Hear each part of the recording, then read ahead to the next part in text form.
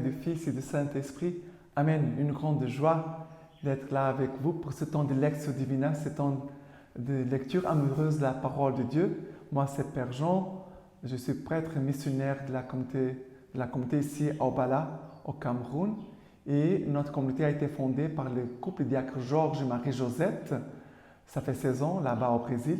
Et nous avons comme formatrice générale Sœur Marie-Sarah. Notre charisme, c'est un charisme de rendre la parole de Dieu accessible à tous, de s'aimer la parole de Dieu dans le cœur des petits, des grands, des riches, des pauvres. Tous méritent de connaître ce trésor que c'est la parole de Dieu, ce trésor de l'amour de Dieu envers nous, parce que Dieu nous aime en parlant avec nous. Et c'est cette parole que nous voulons aussi écouter, méditer, travailler. J'espère que vous avez déjà fait votre Lectio Divina personnelle avec les 5 étapes. Et maintenant, on va plonger tout de suite dans la parole de Dieu. Et je vous rappelle que dans notre communauté, il y a comme grâce la formation avec la parole de Dieu, il y a l'évangélisation, il y a les retraites. Pour l'instant, il n'y a pas de retraite chez nous à cause de la pandémie, mais j'espère que bientôt, il y aura des retraites. Et aussi l'accompagnement spirituel. Ça veut dire que beaucoup de personnes nous cherchent pour être formés dans l'accompagnement et aussi de venir demander un temps d'accompagnement. D'accord? Et on va tout de suite plonger dans la parole de Dieu. Aujourd'hui, le 8 septembre, c'est la fête de la nativité de la Vierge Marie. La tradition nous dit qu'un couple âgé, Joachim et Anne, n'avaient pas d'enfants et ils ont demandé beaucoup un enfant à Dieu et le Seigneur les a accordé une fille, que c'est la Vierge Marie. Et aussi, nous savons que Marie a été conçue sans péché.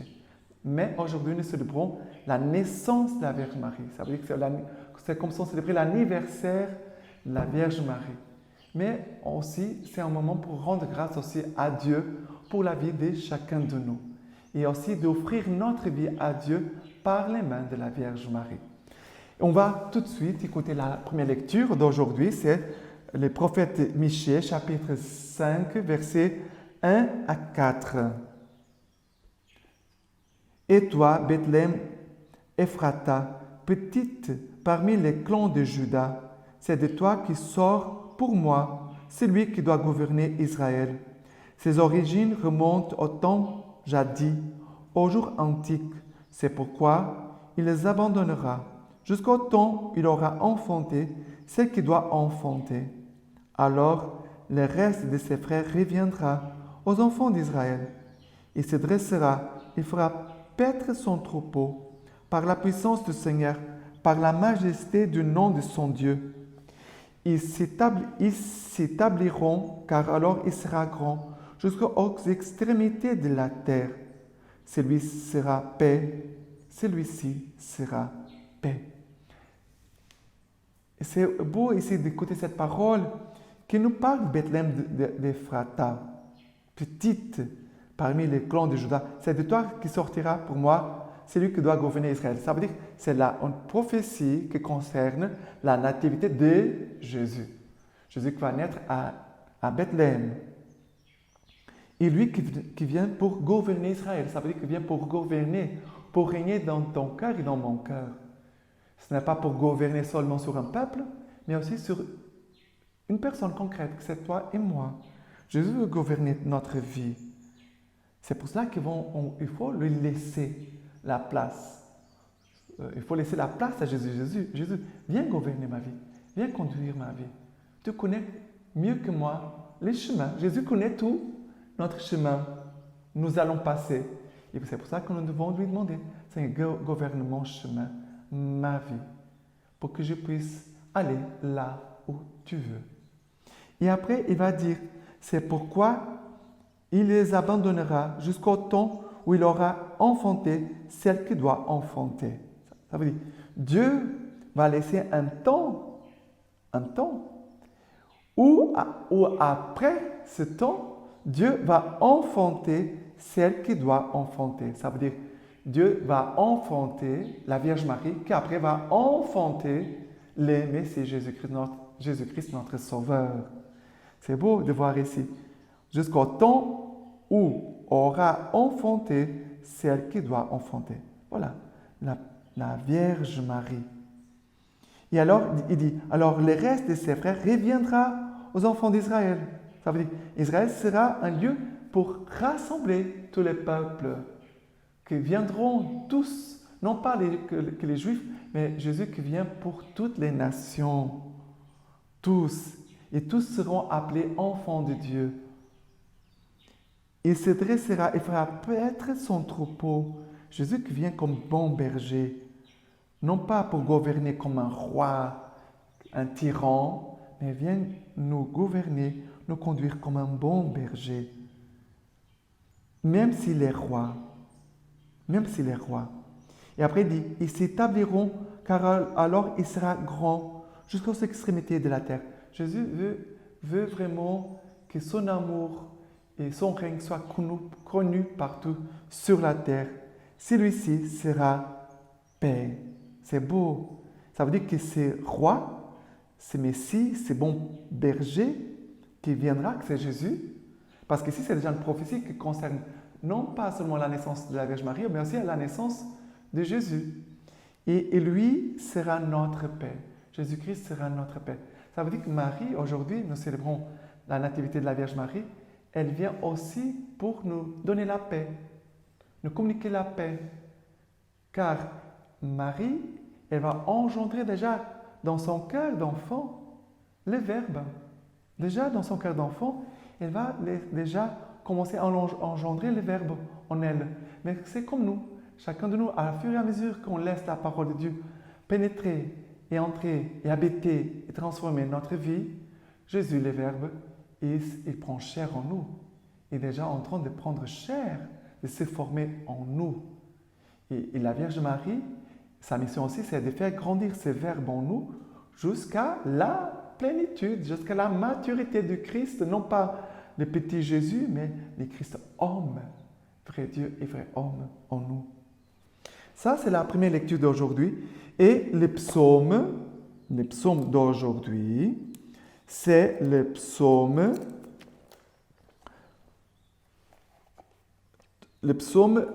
13, 12. Le psaume 13, 12. Le titre, c'est l'appel confiant. Et le psaume d'aujourd'hui, il est tout petit, c'est le verset 6. Et le verset 6 nous dit cela. Pour moi, en ton amour, je me confie. Que mon cœur exulte, admis en ton salut. Que je chante au Seigneur pour le bien qu'il m'a fait. Que je joue pour le nom du Seigneur le Très-Haut. On pourrait mettre ces paroles dans la bouche de la Vierge Marie. Pour moi, en ton amour, je me confie. Je me confie en ton amour, Seigneur. Je compte sur ton amour. Je me confie à toi. J'ai confiance en toi. Que mon cœur exulte, admis à ton salut. Et le Seigneur m'a admis, m'a accueilli dans son salut. Le salut de Dieu, c'est joie, c'est paix, c'est justice. C'est le règne de Jésus, nous dit Saint Paul, c'est justice, joie et paix dans l'Esprit Saint. Et cela montre déjà la présence du salut de Dieu dans nos vies. Que je chante au Seigneur pour les biens qu'il m'a fait. Quel est le bien que Dieu nous a fait? Le plus grand bien, c'est que Dieu s'est révélé à toi. Si tu connais Jésus d'une façon personnelle, intime, si tu connais son amour, si tu entends sa voix, mais quelle grâce que tu as! Beaucoup de personnes n'arrivent pas à écouter Dieu, ne savent pas, ils écoutent la parole de Dieu, mais ne comprennent pas. Ils écoutent la parole de Dieu, ils écoutent la parole de Dieu qui est proclamée, mais cette parole continue étrangère, comme méconnue, parole distante. Nous avons vraiment, le Seigneur nous a fait ce grand bien d'entrer dans son intimité. Le Seigneur nous accueille chez lui. Le Seigneur nous accueille chez lui. Ce n'est pas nous qui accueillons Dieu, bien sûr que nous accueillons Dieu, mais c'est Dieu qui nous accueille à nous, à chacun de nous, parce que c'est Dieu qui vient à notre rencontre. C'est Dieu toujours qui vient à la rencontre. C'est lui le premier qui donne le premier pas. Et après, le psalmiste dit que je joue pour le nom du Seigneur, les Très-Hauts. Ça veut dire jouer, ça veut dire manifester notre gratitude, notre reconnaissance. Et on doit toujours faire cela, de reconnaître les bienfaits du Seigneur. Et même si je ne le vois pas, je dis quand même merci. Parce que je sais que le Seigneur me donne beaucoup de bien, même si je ne me rends pas compte tout le temps, même si je n'ai pas conscience. Mais je peux toujours dire, Seigneur, merci pour tous les biens que tu m'as accordés aujourd'hui. Tous les biens. Et maintenant, l'évangile d'aujourd'hui, c'est Matthieu chapitre 1er, versets 1 à 16, et après les versets 18 à 23. 1, 16, 18, 23. Le livre de la Genèse de Jésus-Christ, fils de David, fils d'Abraham. Abraham engendra Isaac, Isaac engendra Jacob, Jacob engendra Juda et ses frères, Juda engendra Pharès et Zara de Tamar. Pharès engendra Esrom, Esrom engendra Aram, Aram engendra Aminadab, Aminadab engendra Naasson, Naasson engendra Salmon, Salmon engendra Boaz de Rahab, Boaz engendra Jobed de Ruth, Jobed engendra Jessé, Jessé engendra le roi David, David engendra Salmon de la femme d'Uri, Salmon engendra Roboam, Roboam engendra Abia, Abia engendra Asa, Asa engendra Josaphat, Josaphat engendra Joram, Joram engendra Ozias, Ozias engendra Joatam, Joatam engendra Akaz, Akaz engendra Ézéchias, Ézéchias engendra Manassé, Manassé engendra Amon, Amon engendra Josias, Josias engendra Jéconias et ses frères. Ce fut alors la déportation à Babylone. Après la déportation à Babylone, Jéconias engendra Salatiel. Salatiel engendra Zorobabel. Zorobabel engendra Abiud. Abiud engendra Eliakim. Eliakim engendra Azor. Azor engendra Sadok. Sadok engendra Hakim. Hakim engendra Eliud. Naquit Jésus, de qui l'on appelle Christ. Or, telle fut la genèse de Jésus-Christ. Marie, sa mère, était fiancée à Joseph. Or, avant qu'ils eussent mené vie commune, elle se trouva enceinte par l'effet de l'Esprit Saint. Joseph, son mari, qui était un homme juste et ne voulait pas la dénoncer publiquement, résolut de la répudier sans bruit. Alors qu'il avait formé ses desseins.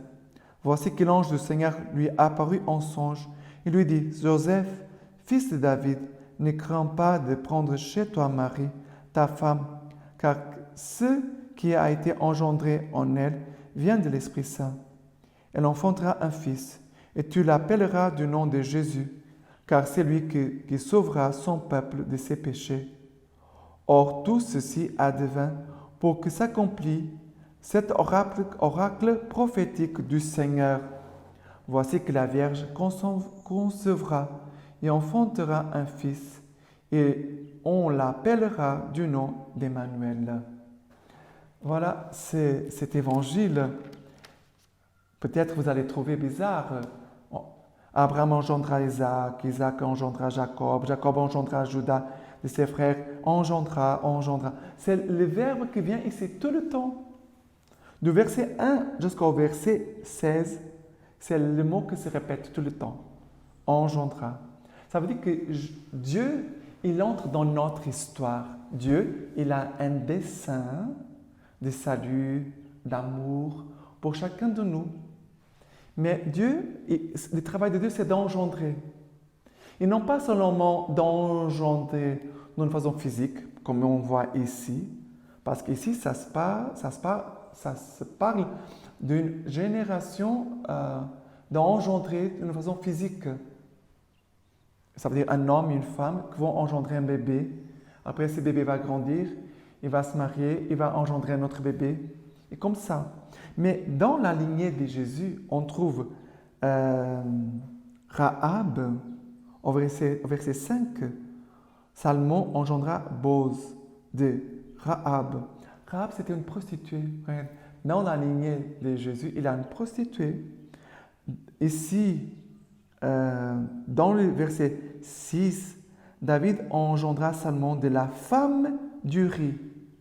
Ça veut dire, Salmon a appris à tuer son époux, Uri, et après, il va prendre cette femme et va l'avoir comme épouse, Bersabée, et va avoir un enfant qui va être Salomon, le grand roi Salomon. Mais je parlais, ce n'est pas seulement engendrer d'une façon physique, mais Dieu sans cesse vient pour nous engendrer dans la vie spirituelle. Dieu vient sans cesse nous engendrer vers la sainteté. Il vient nous engendrer sans cesse parce qu'il a tout un chemin pour que nous savons que nous sommes enfants de Dieu. Mais est-ce que nous sommes profondément enfants de Dieu dans le sens, je vis vraiment comme un enfant de Dieu? Parce que regardez, une chose c'est, spirituellement, je suis enfant de Dieu parce que j'ai été baptisé. J'appartiens à Dieu. Mais ma vie correspond à un enfant de Dieu. Tu vas dire, non, il y a des choses en moi que ce n'est pas glorieux, ce n'est pas encore l'enfant de Dieu. C'est là qu'on a besoin d'être engendré de cet homme pécheur pour devenir fils de Dieu. C'est cela, ce passage, ça veut dire que nous sommes engendrés. Et sans cesse, c'est le travail de l'Esprit Saint de nous engendrer à nouveau pour que nous devenions comme le Christ, que nous devenions saints, que nous soyons convertis. C'est ce travail toujours sans cesse de l'Esprit Saint en nous pour nous engendrer sans cesse. Et c'est vrai que ça concerne aussi beaucoup l'accompagnement spirituel. Parce que quelqu'un qui n'a pas d'accompagnement spirituel, c'est quelqu'un qui stagne. Il n'avance pas. On ne peut pas être les médecins de nous-mêmes. Non, non. On a besoin d'un autre pour nous engendrer aussi. L'accompagnement spirituel, c'est quelqu'un qui nous engendre dans notre vie spirituelle, qui nous engendre vers Dieu, qui nous fait avancer vers Dieu. C'est cela la grâce aussi de l'accompagnement spirituel. Et après, l'Évangile nous parle aussi comment s'est passé la conception de Jésus, comment Jésus est apparu dans le sang de la Vierge Marie par l'action de l'Esprit Saint. C'est évident. Mais écoutez bien, c'est très important. Or, telle fut la genèse de Jésus-Christ. Marie, sa mère, était fiancée à Joseph. Or, avant qu'ils eussent mené vie commune. Regardez, parce que nous devons, l'évangile est notre règle de vie. L'évangile, c'est notre règle de vie. Ça veut dire que nous devons vivre selon l'évangile. Et pour ceux qui écoutent cet enseignement, on doit le faire aussi connaître à beaucoup de personnes parce que dans notre réalité ici, il y a beaucoup la polygamie. C'est contraire à la parole de Dieu. Et aussi la dot comme on l'a fait aujourd'hui, qu'il faut une fortune pour que les enfants puissent se marier et recevoir la bénédiction de Dieu, c'est un péché. Parce que moi, je me suis renseigné par rapport à notre histoire de notre pays. La dot, c'était quelque chose de symbolique pour montrer la vie favorable des deux familles par rapport au mariage de ses enfants. C'était quelque chose de symbolique pour montrer un geste de communion et aussi des bénédictions par rapport à ses enfants. Et ce sens de la dot s'est perdu. Maintenant, c'est devenu une autre chose. Ce n'est pas ça, la dot, selon même notre tradition de notre pays. Et ce n'est pas cela selon la volonté de Dieu, et c'est selon l'Évangile. Et regardez, ils disent qu'ils ne menaient pas une vie commune avant le mariage. C'est après le mariage qu'ils vont vivre ensemble. Et ce mariage, c'était, voilà, on va vivre ensemble. Non, non, non. C'était vraiment un mariage comme nous avons aujourd'hui, selon notre foi catholique à l'Église. Bien sûr que c'était selon, parce qu'à cette époque-là, il n'avait pas encore l'Église catholique. Jésus n'était pas encore venu. Jésus était encore dans le sang de la Vierge Marie, qui venait d'être enceinte par l'action de l'Esprit Saint.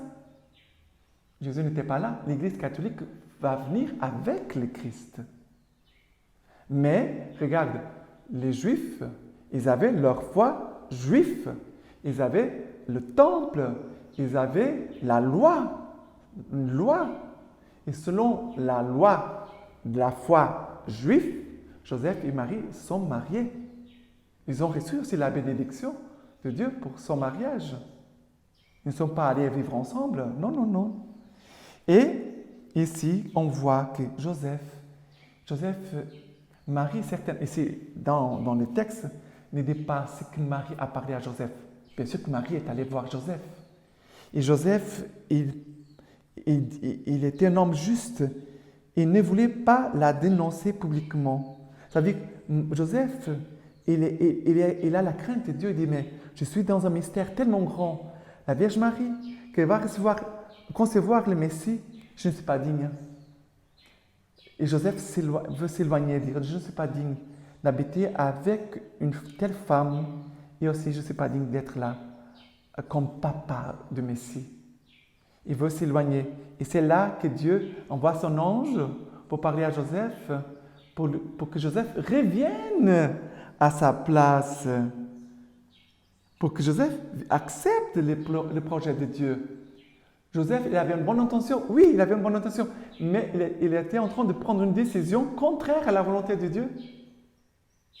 Et c'est la parole de Dieu à travers l'ange qui va l'aider à répondre à l'appel de Dieu et à reprendre sa place. Et alors, il dit que Joseph va écouter cette parole aussi très importante.